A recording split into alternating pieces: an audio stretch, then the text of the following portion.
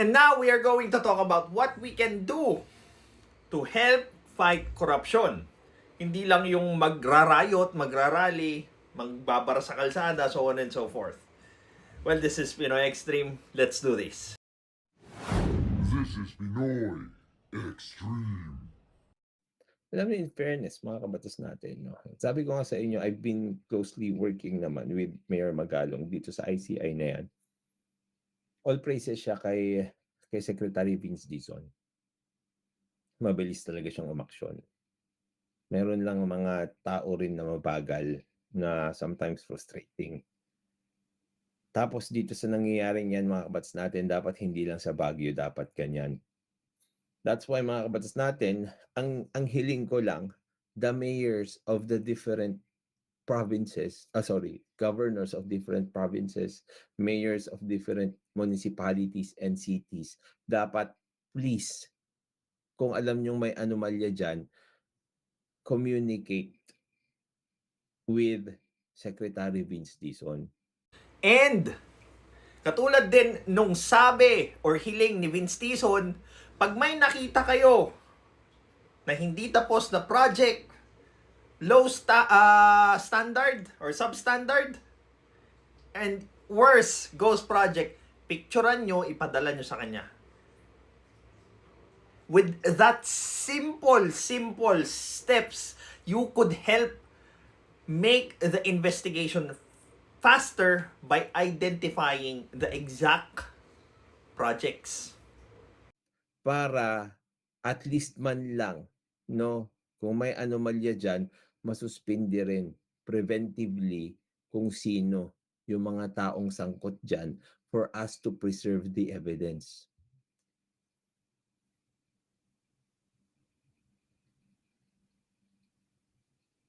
Alam niyo kung bakit ganito, mga kabatas natin, ang ginagawa niya? To set an example, for people to actually participate, especially the public servants.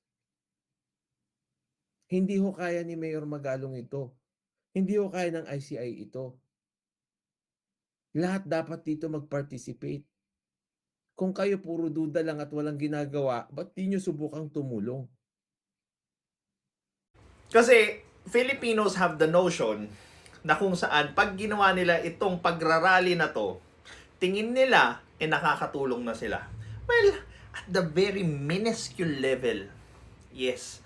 Kaya nga sinasabi ko, ano ba ang mas effective?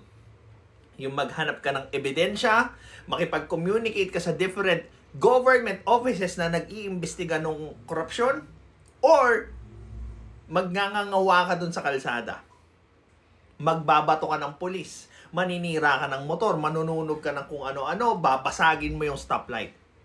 So tell me, which one has more effect and can make your achievement of the goal of helping to fight corruption,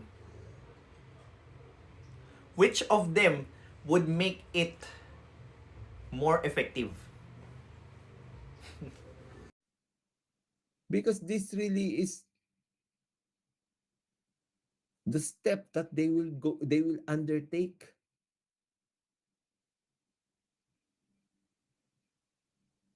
Di ba? Oh. Sabi ni I Follow the Dragon, mayor namin kasabwat. Yun nga problema. Kaya ko nga pinay ang tradisyon ng corruption dyan eh. Informed Mayor Benji Magalong already of this order. And I have also issued a memo directing all offices in DPWH Tama. Sabi ni No Nonsense, supportahan yung mga lumalaban sa korupsyon. from the central office, regional office, at district offices to preserve and submit to the ICI all the documents related not only to flood control but all infrastructure projects ng nakaraang 10 taon. At That's perfect. That's Vince Dizon for you.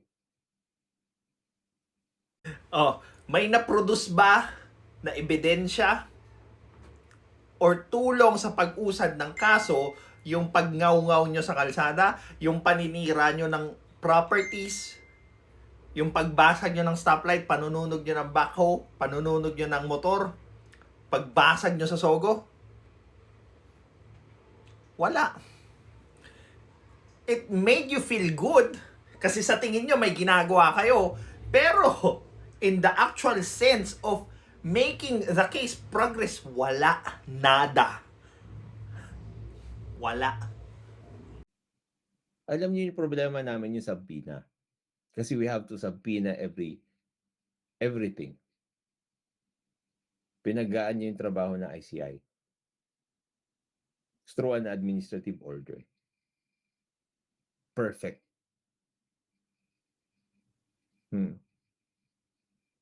Sabi ni No Nonsense, isipin nyo, ang gusto nyo pasiraan yung lumalaban sa corruption despite all hurdles. Hindi ba katangahan yun? Nakita nyo kasi talaga na may ginagawa siya. This will not happen. Itong panukala nitong si Secretary Vince Dizon na ito, this is very important because this is preserving evidence.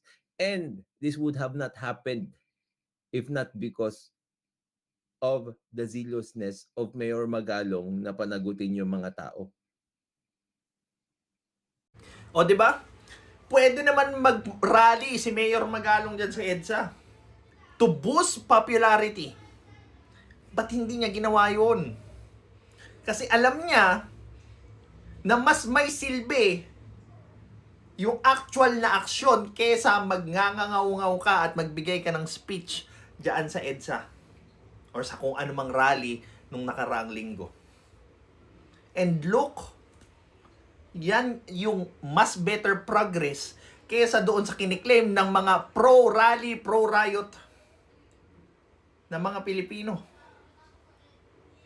At the end of the day, ang mas may bearing or mas bigat ay yung kaso na maisasampa doon sa mga suspect or doon sa mga pinaghihinalaang nagnakaw.